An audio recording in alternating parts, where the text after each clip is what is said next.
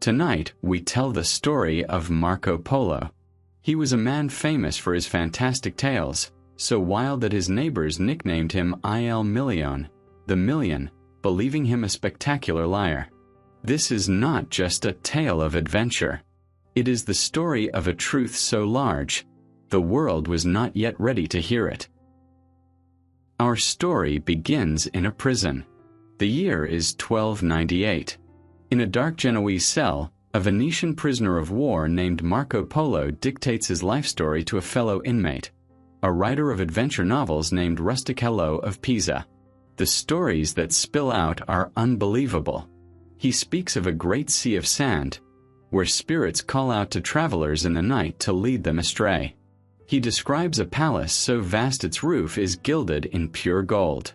He speaks of black stones that are dug from the earth and burn like wood, and of pieces of paper, printed by the state, that are used as money, valued as highly as silver or gold. He describes cities so massive, wealthy, and organized that they make Venice, one of Europe's greatest ports, look like a quiet village. When the book is eventually published, it is a sensation. But it is read as fantasy, not as fact. And its author, Marco Polo, is given a nickname by the people of Venice. They call him Il Milione, the million, a name that mocked his constant, seemingly absurd use of the word millions to describe the wealth, the soldiers, and the people of the Great East. For centuries, this was his reputation.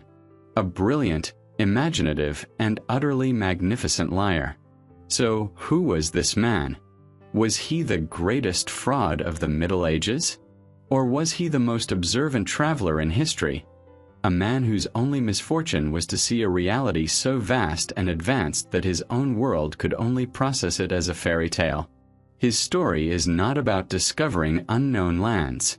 The lands he visited were ancient and, in many ways, far superior to the Europe he left behind. His story is about the power of information. It is about how one man's relentless curiosity built a bridge between two halves of the planet. Marco Polo was a product of his city. In the 13th century, Venice was an exception in Europe.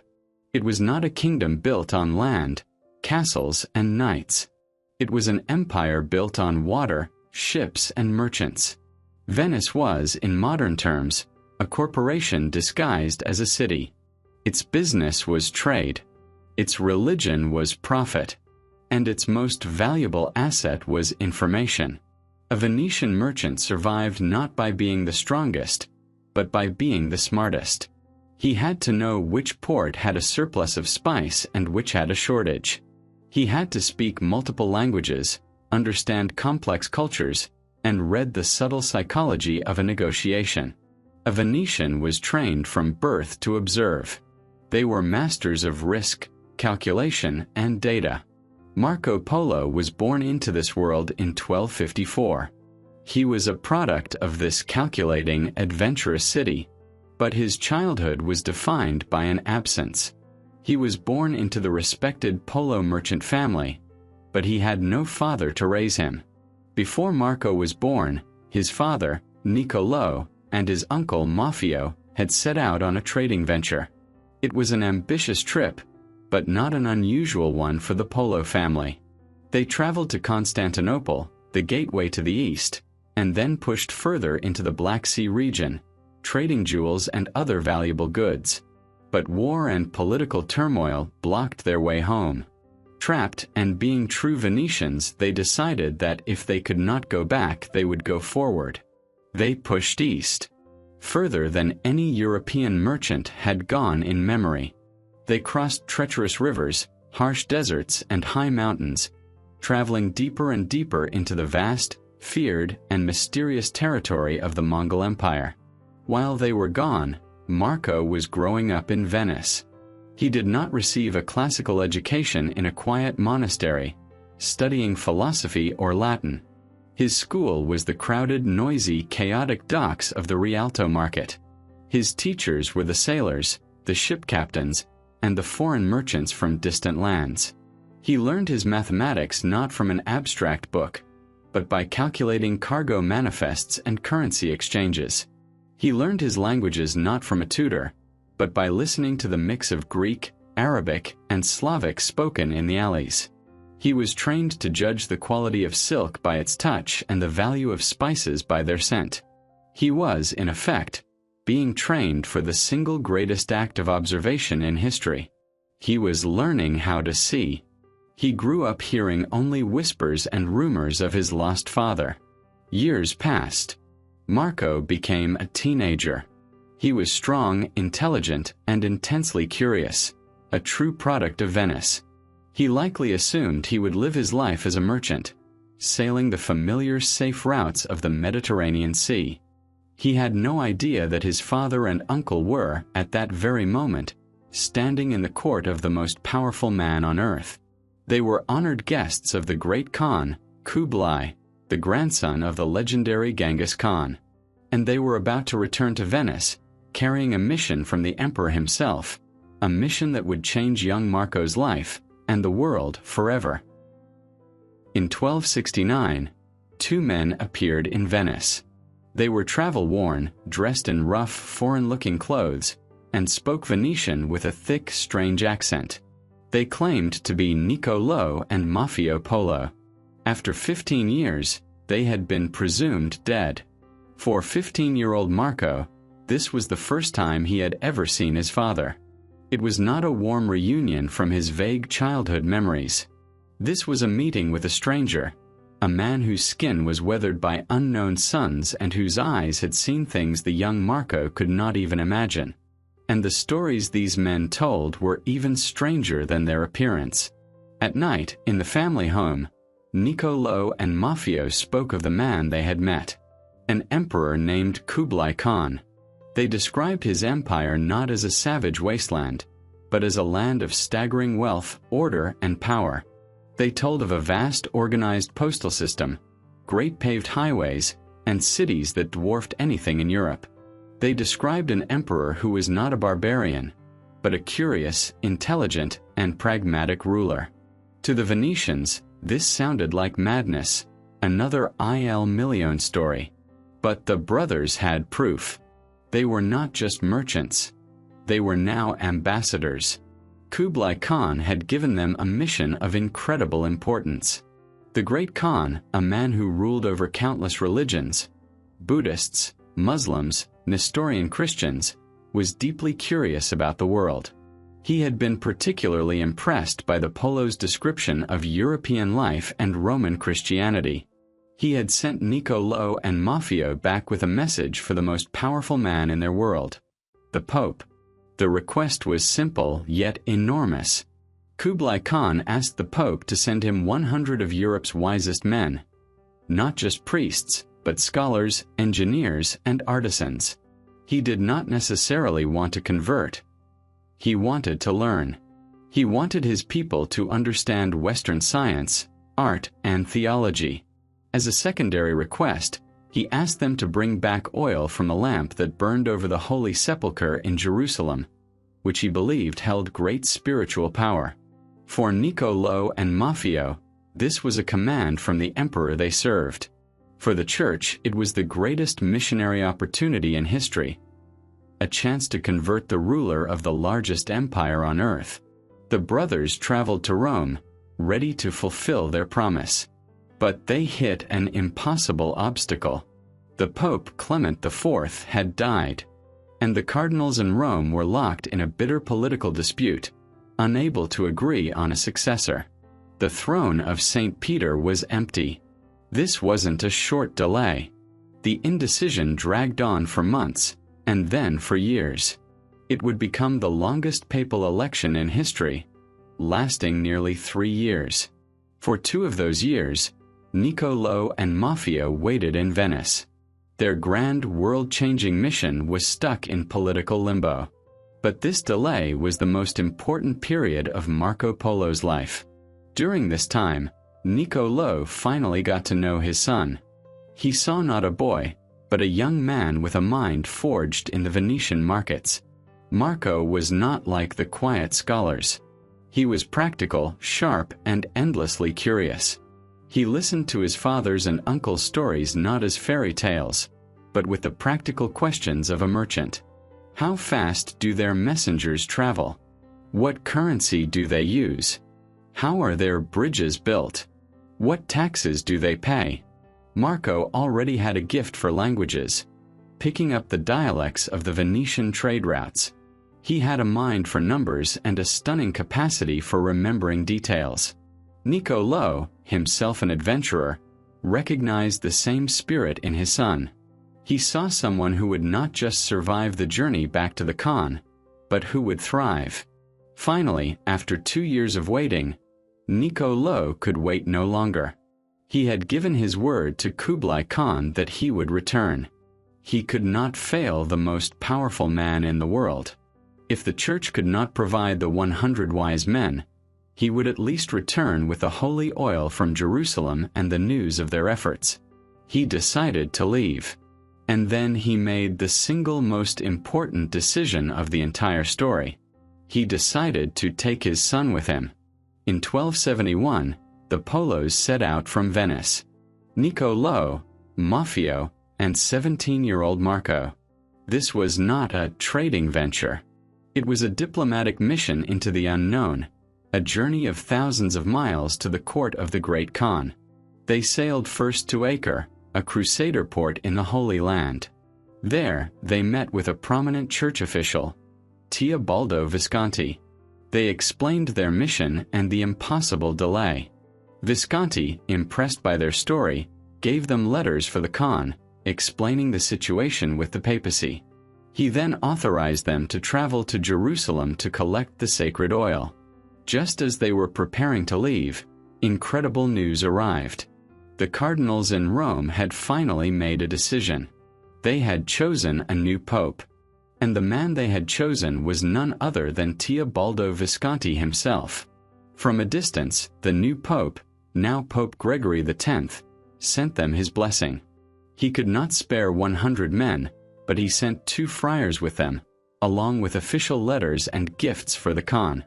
The mission was finally officially underway. The 2 friars, however, were not Venetian merchants. They were scholars. As the Polos began their journey overland, heading into territory controlled by warring sultanates, the friars were terrified. As soon as they hit the first sign of local conflict, they handed their letters and gifts over to the Polos and fled back to the safety of the coast.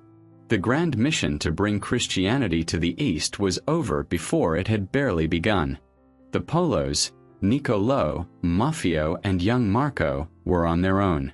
They were now just 3 men facing the vast unknown heart of Asia.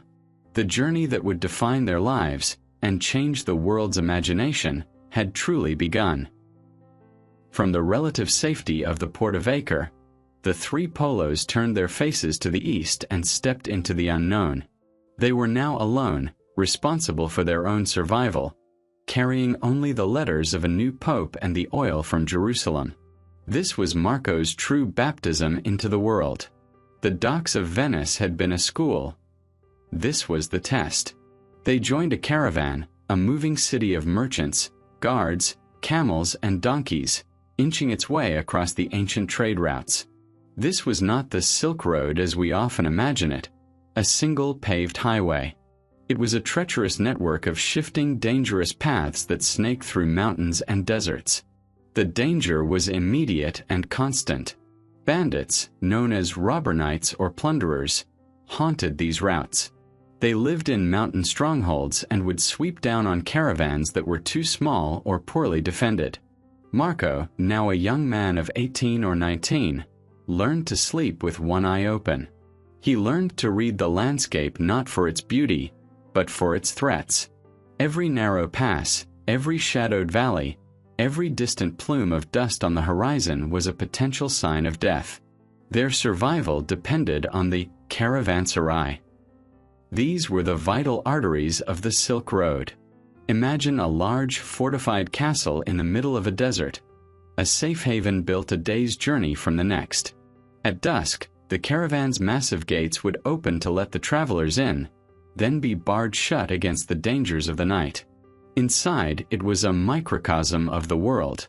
Men from a dozen cultures gathered around fires, trading goods and, more importantly, trading information.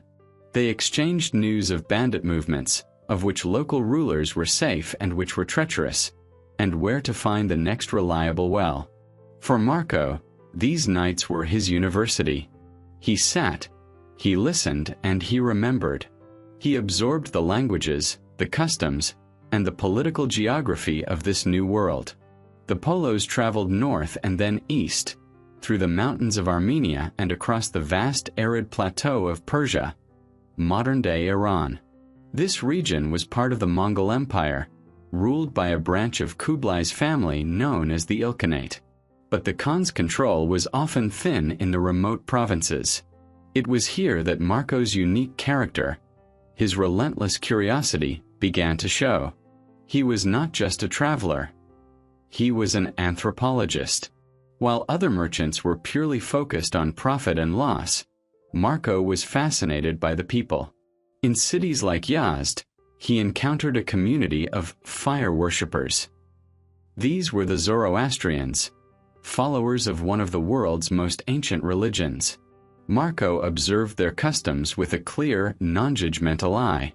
He noted in great detail their strange and unique funeral rites. They did not bury or cremate their dead, as they believed a corpse would defile the sacred elements of earth or fire. Instead, they built tall, circular stone towers on hilltops, which we now call towers of silence. They would leave the bodies of their dead on top of these towers, exposed to the sky, for vultures to come and strip the flesh from the bones. This was a shocking, bizarre custom to a 13th century Venetian Catholic.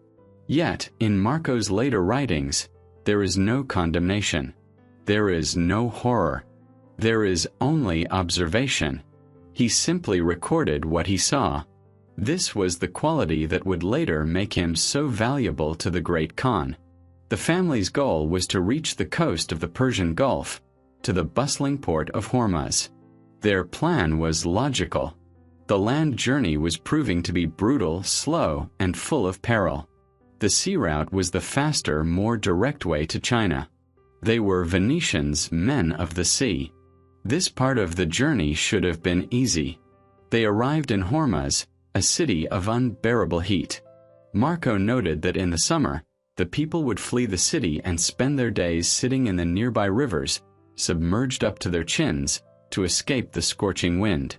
The port was filled with merchants from Arabia, India, and Africa, trading in spices, pearls, and magnificent Persian horses. The Polos went to the harbor to secure passage east. And there their plan collapsed. As Venetians, they were masters of shipbuilding. They knew what made a vessel seaworthy. The ships in the harbor of Hormuz horrified them. They were, in Marco's own words, wretched.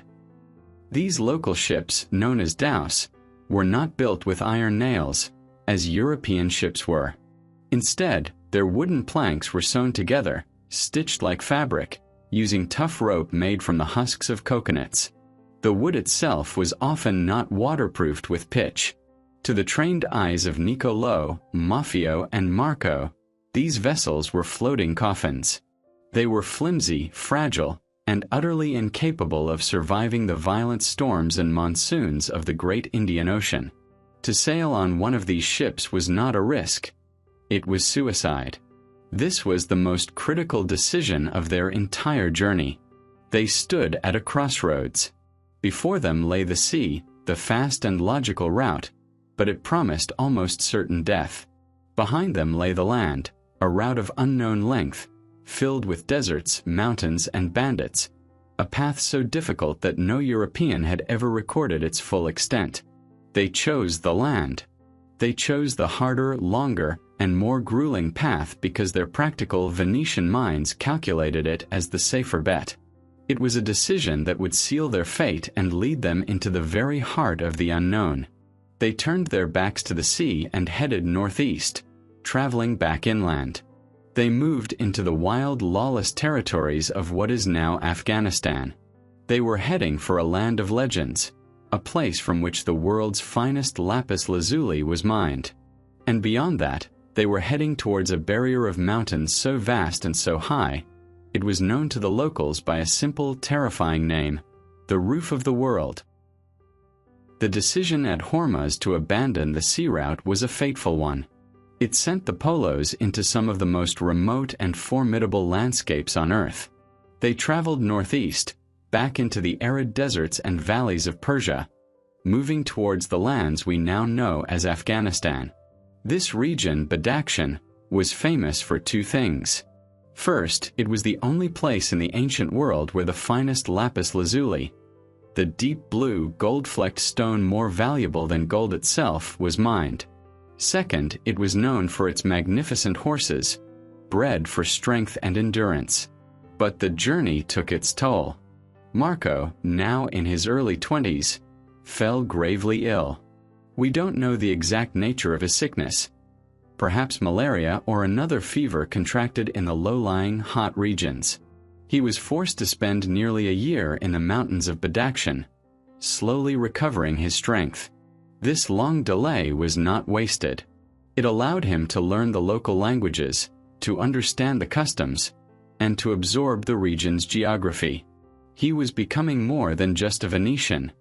He was becoming a man of Central Asia. When he was finally well enough to travel, the family resumed its journey. And now, they faced the greatest physical barrier on the planet. Ahead of them rose a colossal wall of rock and ice. The locals called it the Pamir. Marco Polo would be the first European to record its name and to describe it for the Western world. He called it simply, the Roof of the World. The ascent was brutal. They were moving onto the Pamir Plateau, a place of extreme altitude, where the average elevation is over 12,000 feet. The landscape was vast, desolate, and utterly unforgiving. As they climbed higher, the air became thin and cold. Breathing itself became a conscious, painful effort. Marco, with his sharp observational skills, noted things that no European had ever recorded. He wrote that at this great altitude, the fire did not burn as brightly, and it gave off less heat. He noted that water took far longer to boil. These were phenomena that science would not fully explain for centuries. But Marco, the practical observer, saw them and wrote them down. The cold was relentless, a physical presence that seeped through their wool and furs. For 40 days and 40 nights, they traveled across this high, windswept plateau. The paths were often treacherous, little more than narrow ledges cut into the sides of sheer cliffs. A single misstep meant a fall of thousands of feet into an icy abyss. They were in a world devoid of life. Marco wrote that for all those days on the high plateau, he did not see a single bird in the sky. There was no one to rob them here. The landscape itself was a far greater threat than any bandit. The journey stripped them down to their essential selves. It was a test of pure endurance.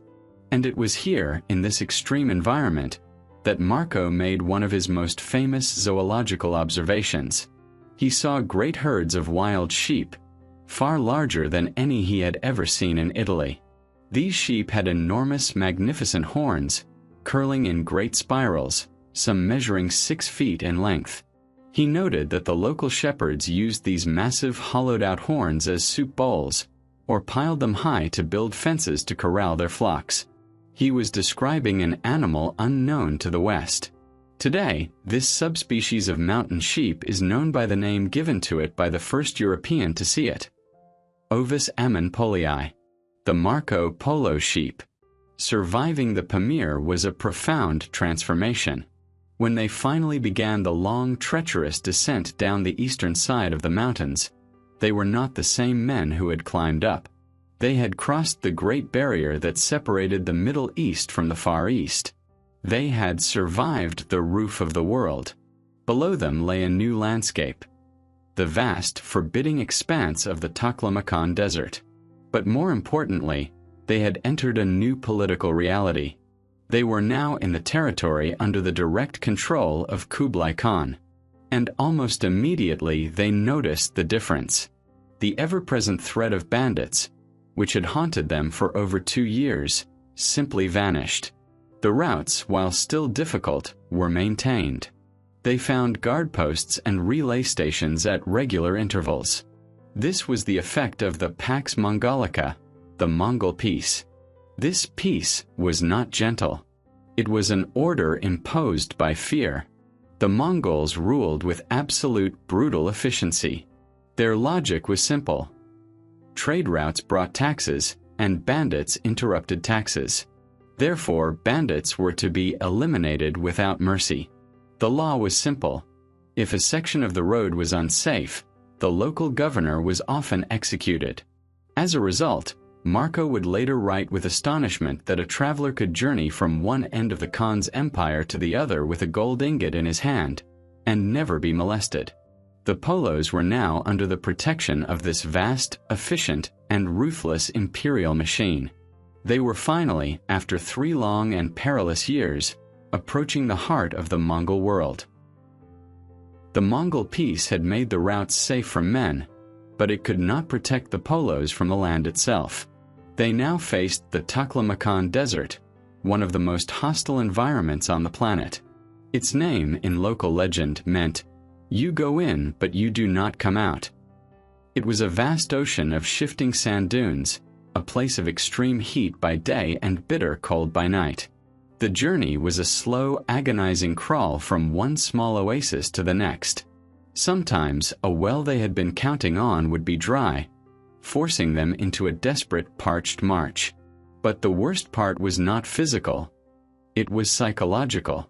This was a place of legends. Marco wrote of the desert being haunted by spirits. He described how travelers, lagging behind their caravan, would suddenly hear their own names called in a familiar voice. They would turn, see nothing, and while searching, would wander off the path and be lost forever. He wrote of the singing sands, strange, deep sounds like the beating of drums or the clash of armies that would echo across the dunes, a phenomenon we now understand as the sound of wind vibrating across the sands, but which to them was a terrifying, supernatural warning. For a full month they endured this.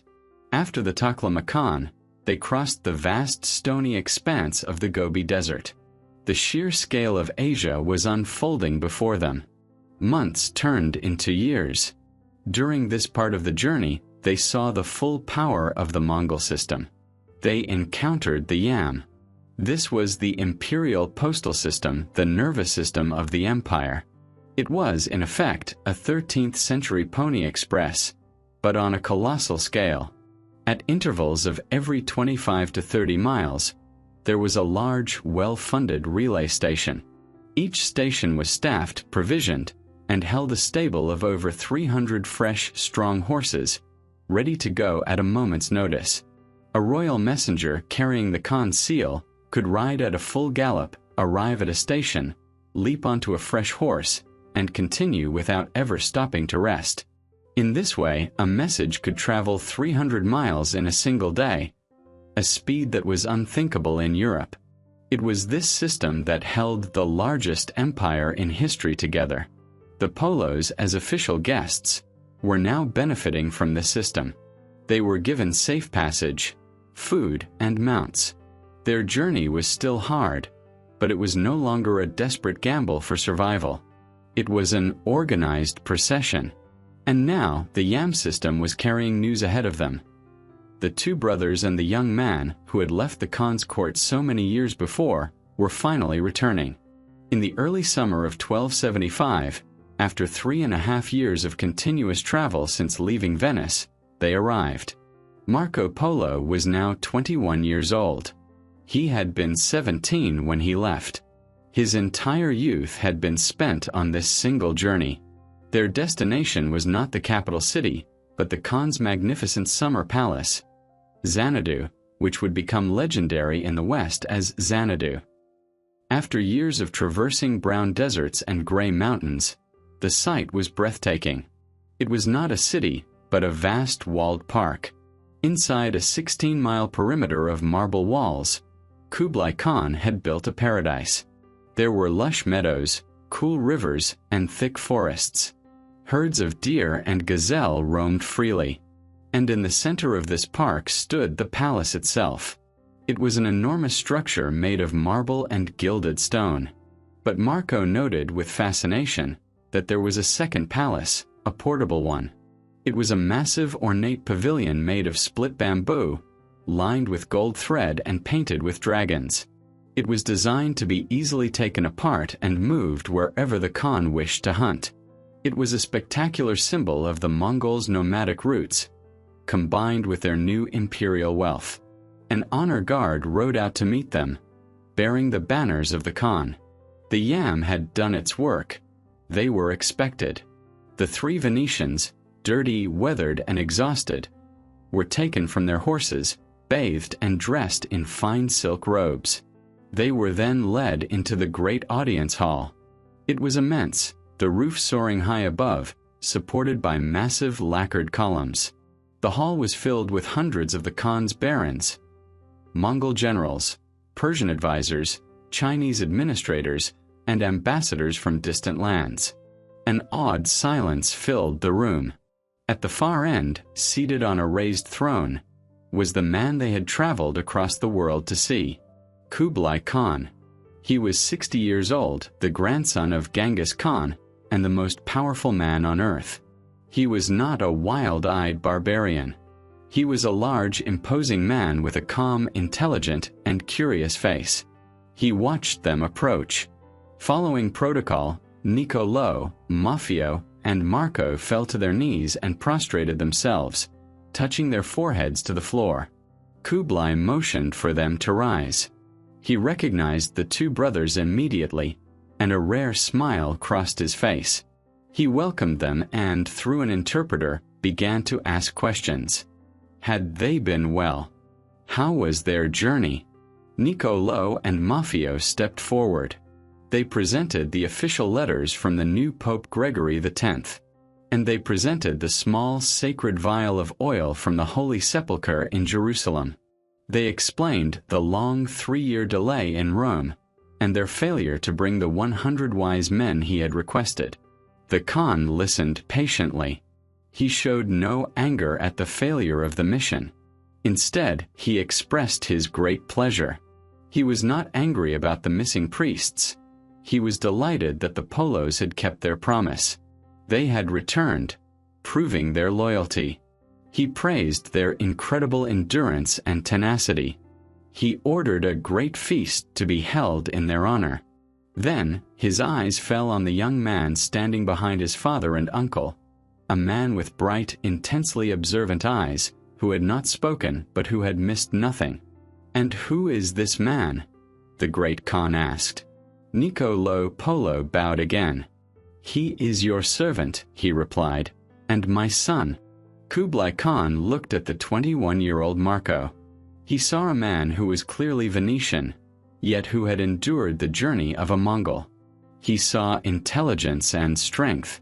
The great Khan, a man who prided himself on being a master judge of character, was impressed. The long journey was over. But for Marco Polo, the real adventure, the one that would make him immortal, was just about to begin. Life at the court of Kublai Khan was unlike anything the Polos could have imagined. They were given a place of honor, riches, and access to a world of unbelievable luxury. For Niccolo and Maffeo, who were now older men, this was the culmination of their life's work. They were respected, wealthy, and safe under the Khan's protection. But for Marco, it was a beginning. He was 21, ambitious, and standing in the center of the world. He did not settle into a life of easy luxury. He did what he had been trained to do his entire life on the docks of Venice. He watched, he listened, and he learned. He threw himself into learning the languages of the empire. He quickly mastered spoken Mongolian, the language of the court and the army. He also mastered Persian, which was the language of business and administration across much of the empire. He eventually learned to read the complex Uyghur script, which the Mongols had adapted for their own language. This linguistic talent was rare, and it immediately set him apart from other foreigners at the court. Kublai Khan was a master politician. He was a Mongol, a barbarian from the north, ruling over the ancient, sophisticated, and vastly more numerous Chinese population. He was an outsider in his own empire. He understood that he was surrounded by factions. His Mongol generals were loyal, but they were warriors, not administrators, and often looked down on the cultures they had conquered. His Chinese officials were brilliant and essential for running the country, but he could never be entirely sure of their loyalty. He was constantly navigating a sea of flattery, court intrigue, and hidden agendas. And then, into this complex world, came Marco Polo. The Khans saw in Marco the perfect instrument. First, Marco was a complete outsider. He was not Chinese, not Mongol, not Persian. He had no family in Asia, no local political ties, and no place in the rigid social hierarchy. His only loyalty, his only source of power and protection, was Kublai Khan himself. He was, therefore, completely trustworthy. Second, Marco was a Venetian. His mind was not filled with Confucian philosophy or Mongol tribal law.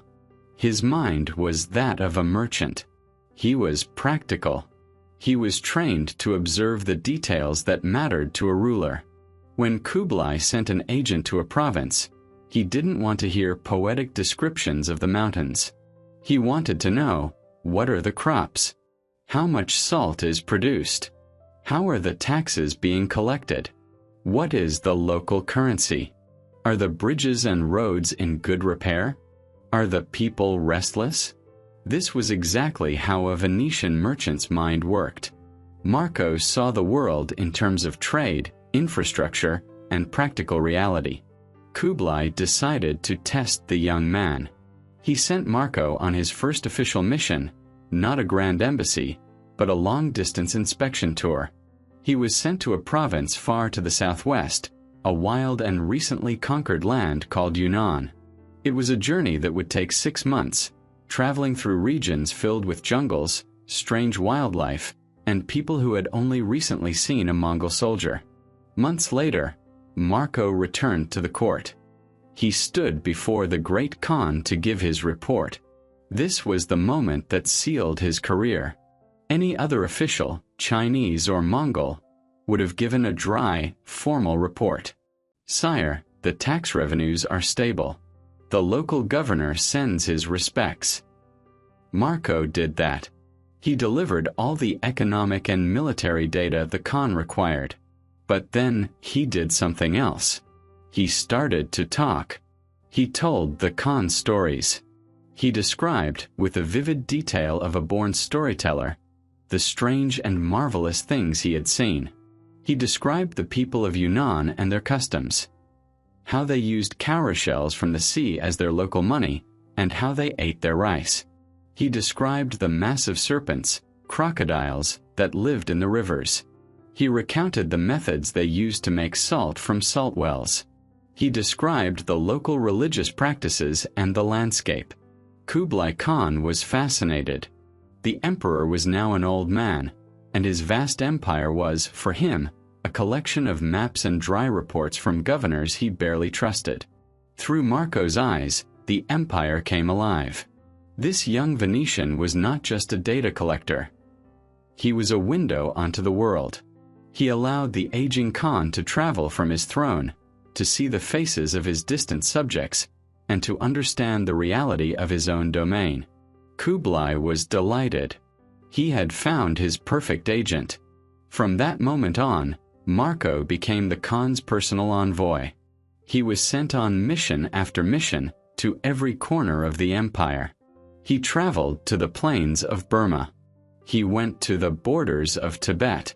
He journeyed south, all the way to the coastal ports that traded with India. And to give him the power he needed, Kublai Khan bestowed upon him a peza. This was a small golden tablet, engraved with the Khan's seal. It was the ultimate symbol of imperial authority. This peza was more than a passport. It was an imperial credit card and a badge of absolute power. When Marco arrived at any Yam station, the postal relay, he presented the golden peza. He was immediately given the best horses, a military escort, food, and fine lodging, all for free. Any local governor who saw it had to obey Marco as if he were the Khan himself. For 17 years, this was his life. He was no longer just a guest. He was a high-ranking, powerful, and incredibly wealthy official of the Mongol Empire. He, his father, and his uncle amassed a fortune in gold, silver, and precious gems, all given to them in payment for their loyal service. Marco Polo, the boy from the Venetian docks, had become the eyes and ears of the most powerful man on earth. For 17 years, Marco Polo was the Khan's perfect instrument. He rode the Yam network from the jungles of the southwest to the frozen plains of the north, observing, recording, and reporting. The tales he would later tell, the ones that earned him his nickname Il Million, were not of dragons or mythical beasts. The real wonders of Cathay, as he called the empire of Kublai Khan, were far more astonishing because they were real. He was seeing a civilization that was, in many practical ways, centuries ahead of his own. The first and most profound shock to his Venetian mind was the money. As a merchant from Venice, Marco understood wealth. Wealth was hard. It was tangible. It was yellow gold, white silver, or precious gems. It had intrinsic value.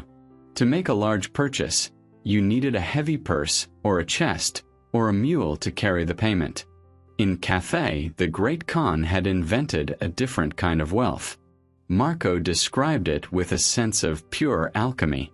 He explained how the Khan's men would go to the mulberry trees, peel back the thin inner layer of bark, and pound it into a pulp. This pulp was then pressed into sheets of black paper. This paper was then cut into rectangles of different sizes, each corresponding to a different value.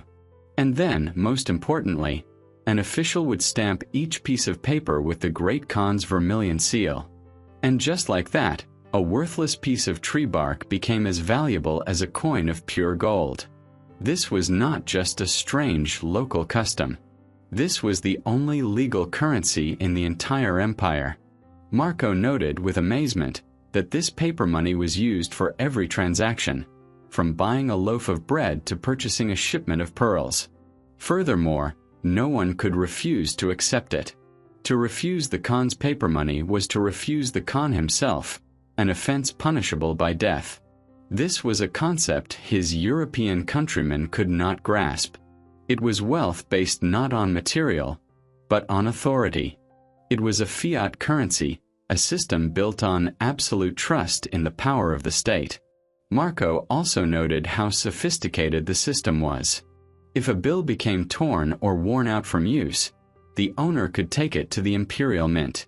By paying a small fee, 3%, they could exchange the old worthless paper for a brand new bill. In Europe, a king's wealth was limited by the amount of gold in his vault. Marco realized that Kublai Khan's wealth was limited only by the number of mulberry trees in his garden. He was not just a ruler.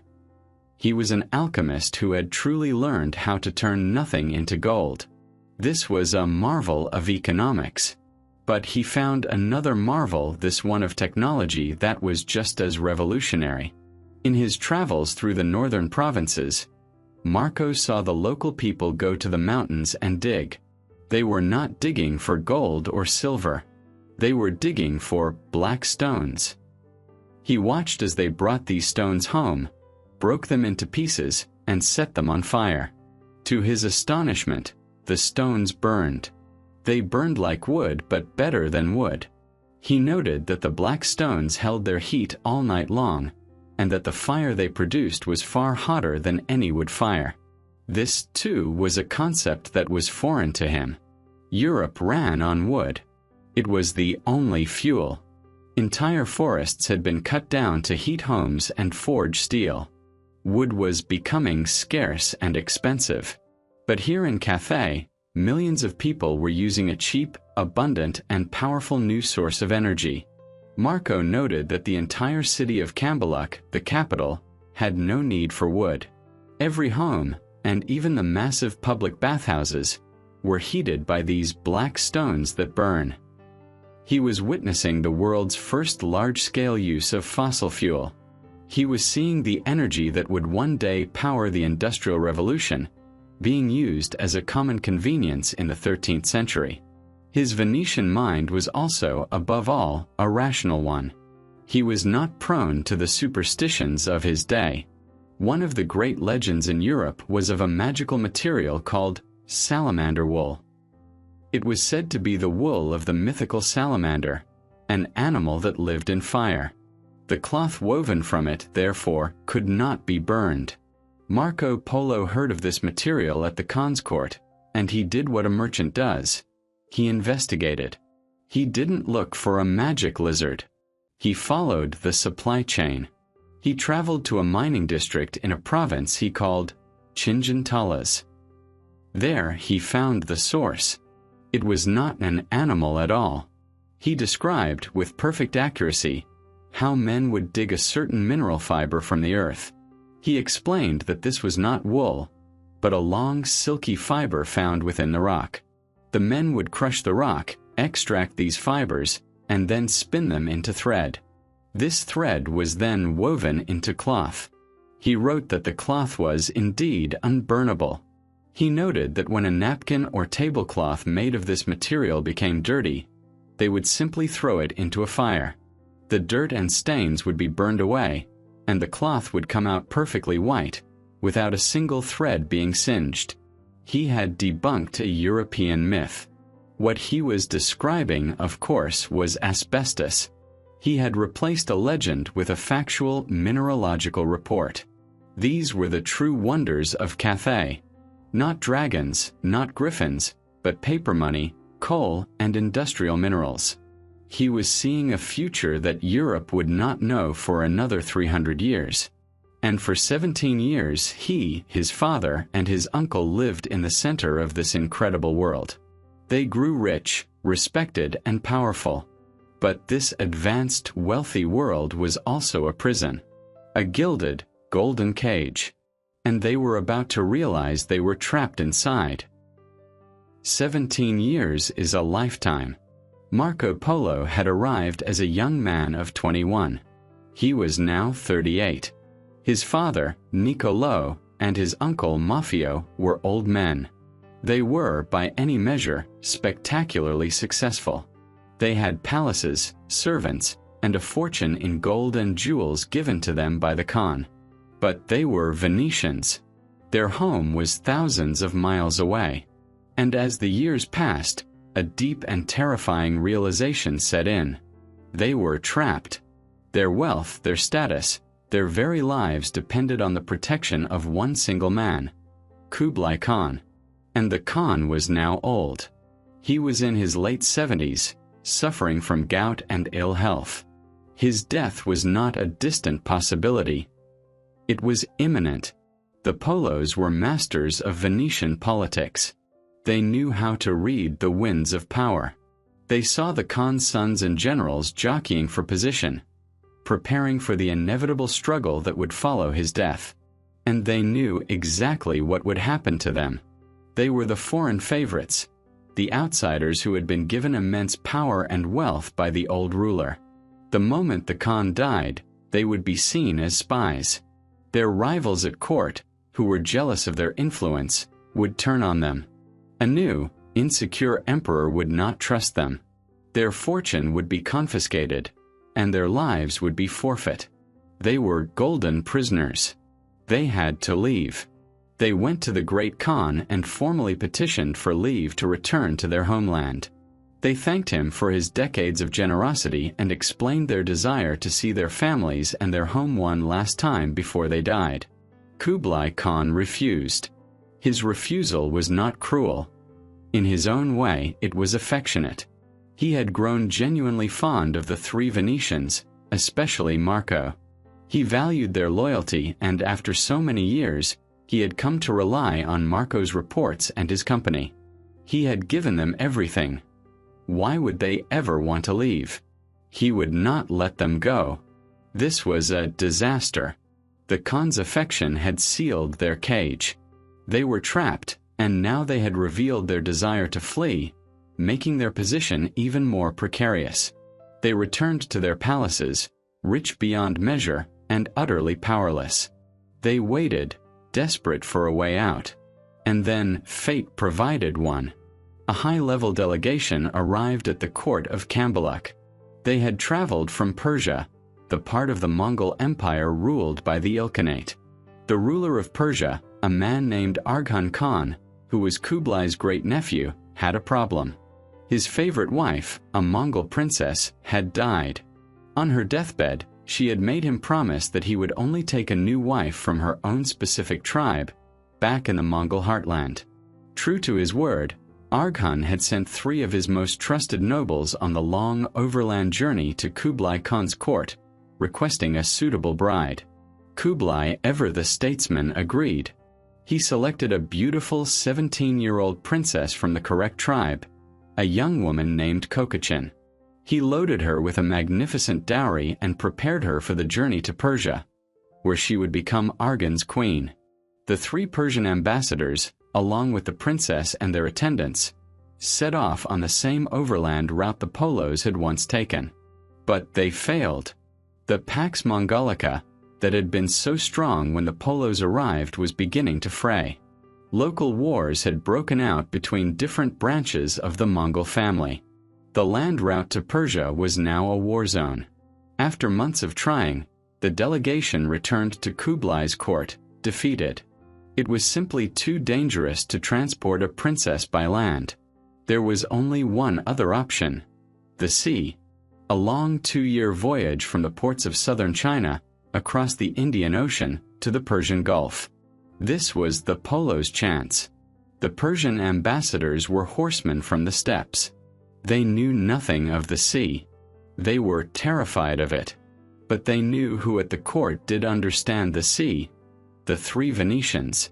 Marco, in his service to the Khan, had already commanded fleets on diplomatic missions to the coasts of India and Southeast Asia.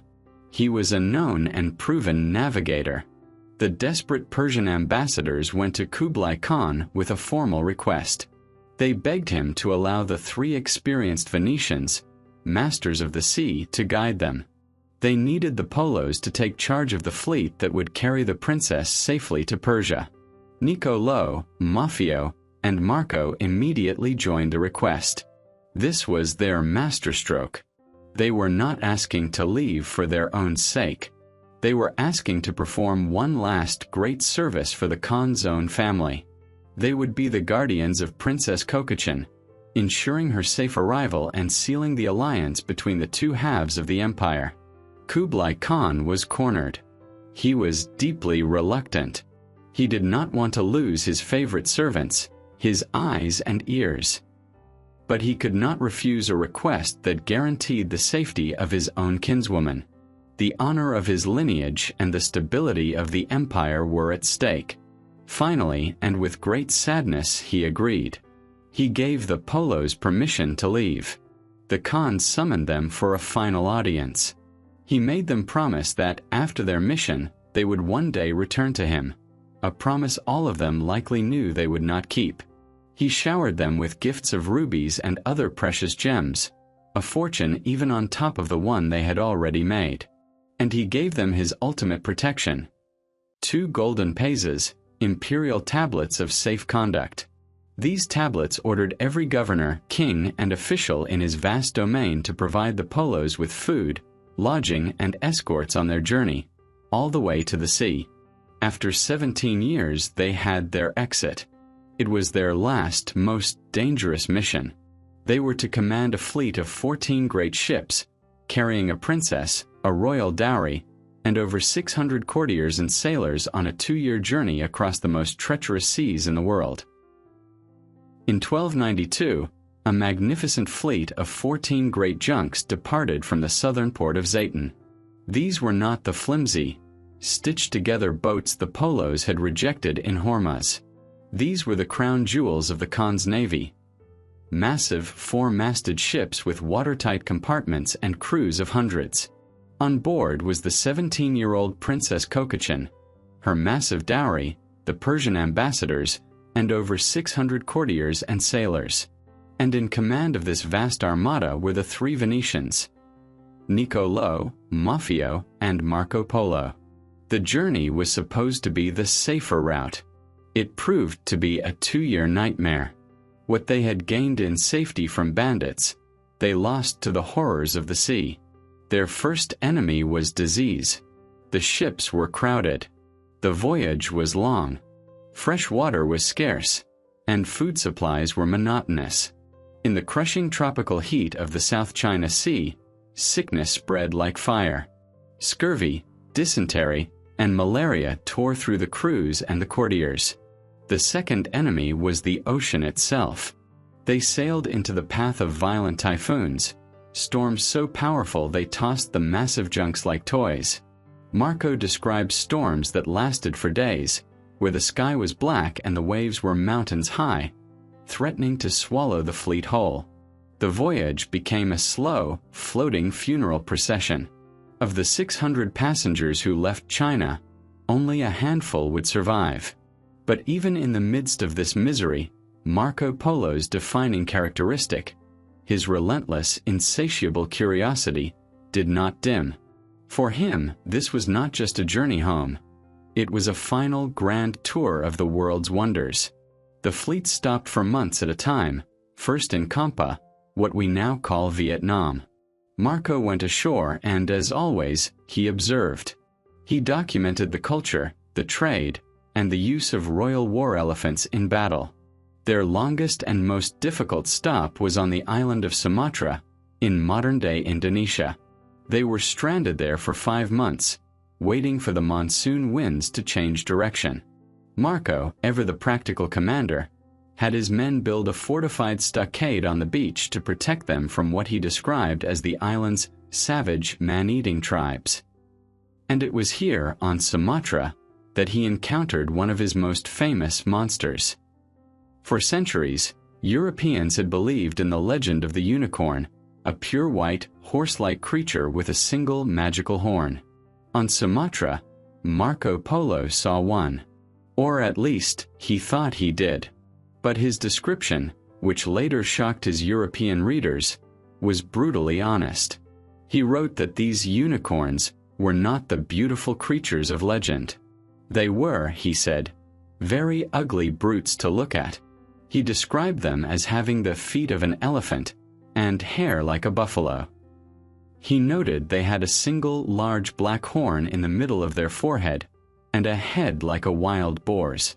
He concluded, with almost comical disappointment, that they loved to wallow in mud and were nothing like the creature Europeans believed in. Marco Polo had not found a unicorn.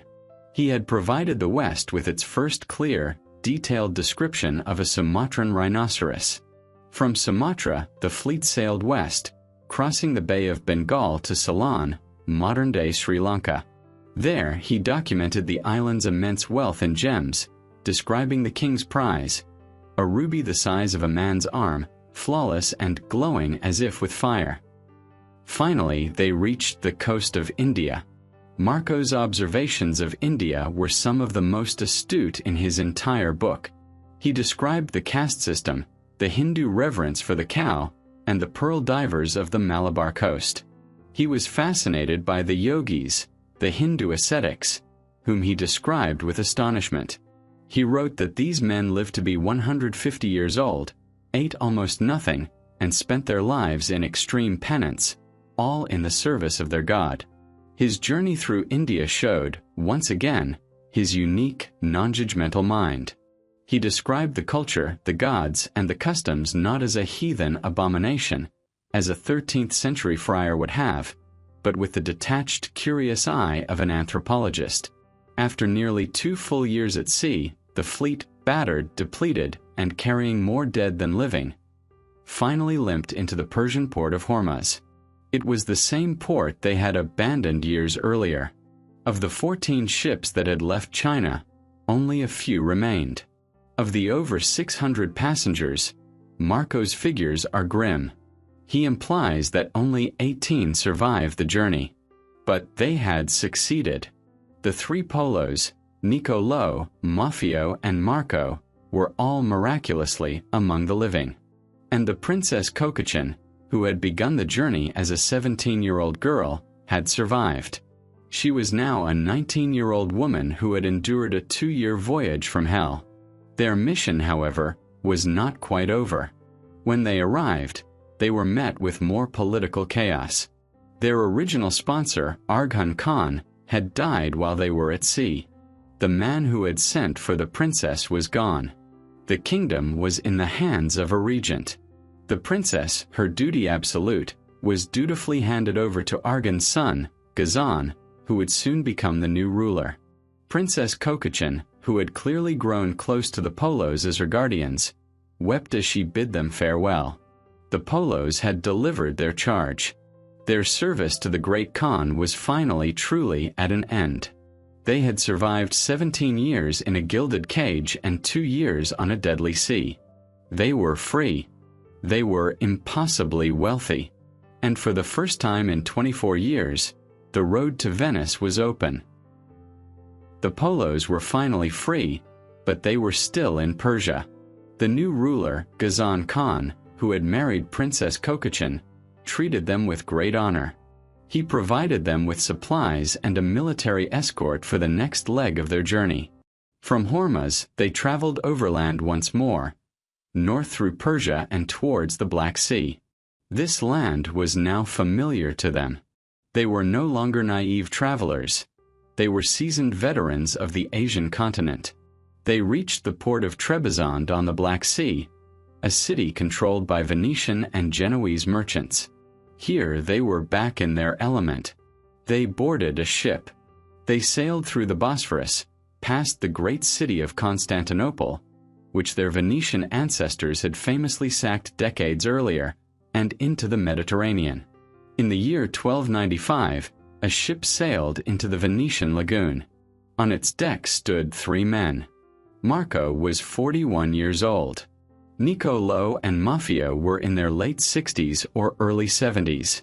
They had been gone for 24 years. They looked up at the familiar sight of the bell tower of St. Mark's. They had left as merchants. They were returning as ghosts. When they disembarked, no one ran to greet them. There was no celebration. Their family and friends had presumed them dead for decades. A whole new generation of Venetians had been born and grown up in their absence. Their appearance was shocking. They were not dressed as Venetians. They wore tattered, padded silk robes in the Tartar style, their traveling clothes. Their skin was weathered dark by years of Asian suns. And when they spoke their native Venetian, it was with a thick foreign accent, their words littered with Persian and Mongolian phrases. They were strangers in their own home. The story of their return is a legend. They made their way to the old Polo family palace. They found it occupied by their distant relatives, who had long since inherited the family's property. When the 3 travelers knocked, their relatives looked at these strange, foreign-looking men and laughed at their claims. They were denounced as impostors, liars trying to steal a fortune. They were turned away from their own front door. For a time, the 3 richest men in Venice were homeless, unrecognized in the city of their birth. They needed to prove who they were. And they knew that in Venice, there was only one language that everyone truly understood: the language of wealth. They devised a plan. They organized a magnificent, impossibly expensive banquet. They invited all of their skeptical relatives, all the powerful neighbors who had mocked them. The guests arrived, curious and suspicious. The 3 Polos, according to the story, greeted them wearing the same filthy, rough, quilted silk robes they had worn on their journey. The noble Venetian guests looked on in disgust, their suspicions confirmed. These men were not Venetian aristocrats, they were vagabonds. The dinner was served. Then, at the end of the meal, Marco, Niccolo, and Maffeo stood up. They brought their 3 dirty traveling coats to the table. They took sharp knives, and in front of their stunned audience, they began to slice open the seams of the coats. And out poured a river of treasure. From the padding, from the linings, from the hidden pockets, an avalanche of precious stones cascaded onto the table. Rubies, sapphires, emeralds, diamonds, and massive pearls, a fortune that was literally beyond the comprehension of anyone in the room.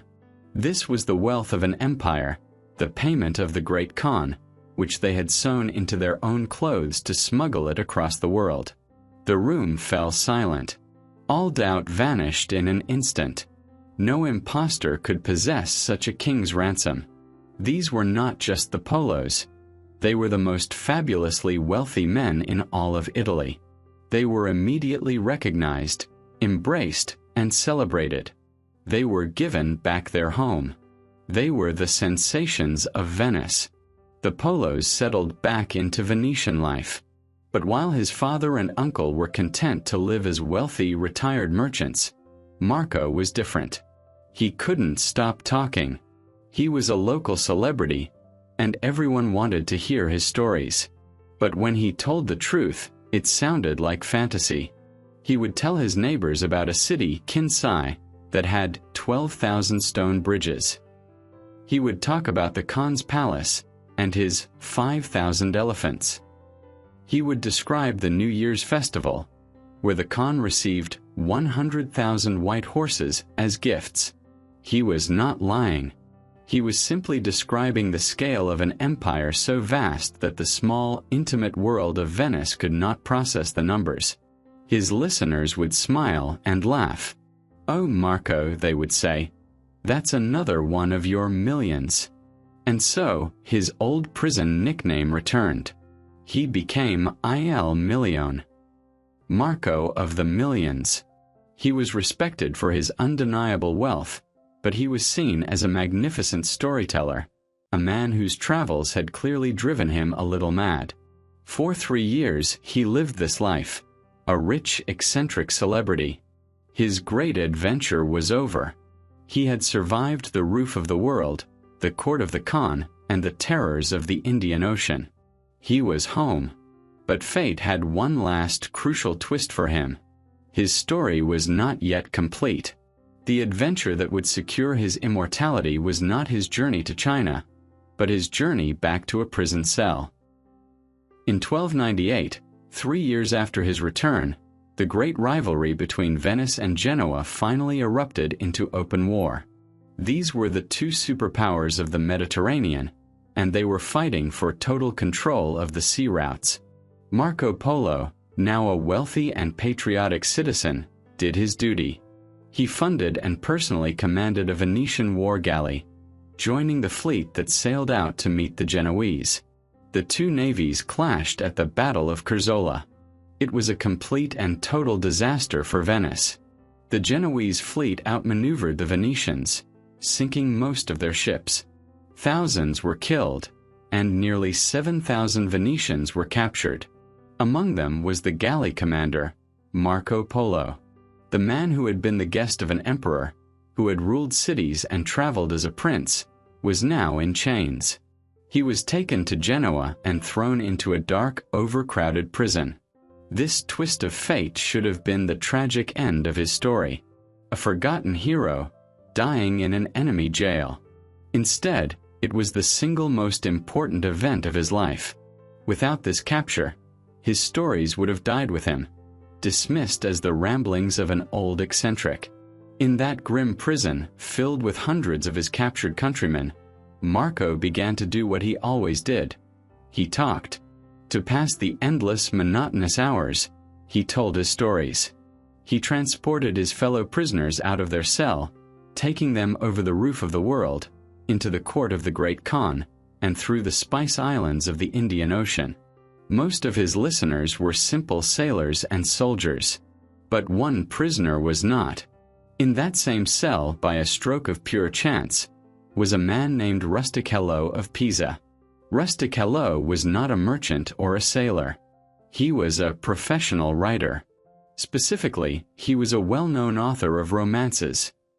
The popular chivalric tales of King Arthur, Lancelot, and the Knights of the Round Table. He was a man who understood how to craft a grand epic story. Rustichello listened to Marco, and unlike the pragmatic merchants of Venice, he recognized the true value of what he was hearing. This was a story greater than any fiction he had ever written. He realized that if these memories were not written down, they would be lost to history. He made Marco a proposal. "You talk, I will write." And so began one of the most important collaborations in literary history. In a dark Genoese prison, the two men set to work. Marco, with his merchant's mind, had a prodigious, almost superhuman memory for practical details. He dictated names of cities, distances between them, descriptions of trade goods, local customs, and tax revenues. He was the observer, the data collector. Rustic Hello was the storyteller. He took Marco's factual reports and gave them a voice. He wrote in Franco-Italian, the language of popular romance, which helped the book spread far beyond Italy. He framed Marco's journey as a grand description of the world. A marvelous adventure. The book that was created, Illinois Million, or The Travels of Marco Polo, was a perfect fusion of its two authors. The meticulous observation of a Venetian merchant, and the dramatic flair of a romance novelist. In 1299, a peace treaty was signed, and Marco was released. He returned to Venice, holding the manuscript that would define his life. He lived his final 25 years in quiet. The great adventure was truly over. He married, had 3 daughters, and settled into the comfortable life of a wealthy Venetian.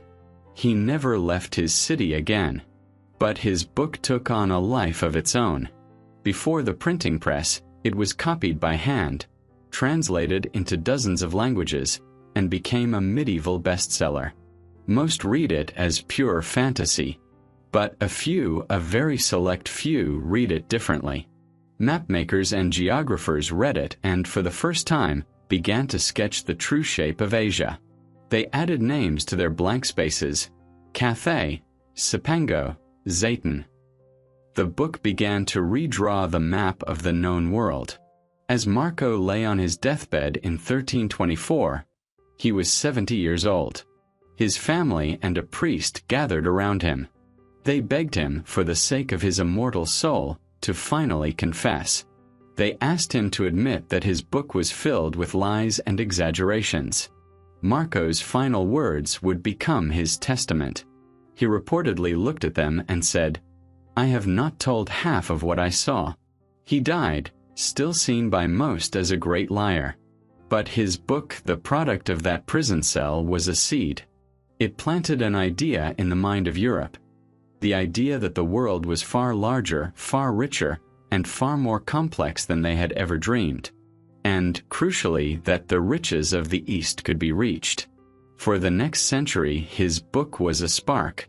Then, the Ottoman Empire rose and cut off the old land routes. Europe was desperate to find another way to the Indies that Marco Polo had described. A young navigator from Genoa, the very city that had imprisoned Marco, got his hands on a copy of the book. He studied it obsessively. He filled its margins with hundreds of handwritten notes. His name was Christopher Columbus. It was Marco's description of Cipango, Japan, and its golden palaces, and his calculation that it lay 1,500 miles off the coast of China, that convinced Columbus. He believed he could reach this fabled golden land by sailing west, across the Atlantic. When Columbus sailed in 1492, he carried Marco Polo's book with him. When he landed in the Caribbean, he believed he had reached the islands just off the coast of Cathay. He was searching for the Great Khan, who had been dead for 200 years. Marco Polo was not a conqueror. He was not a king.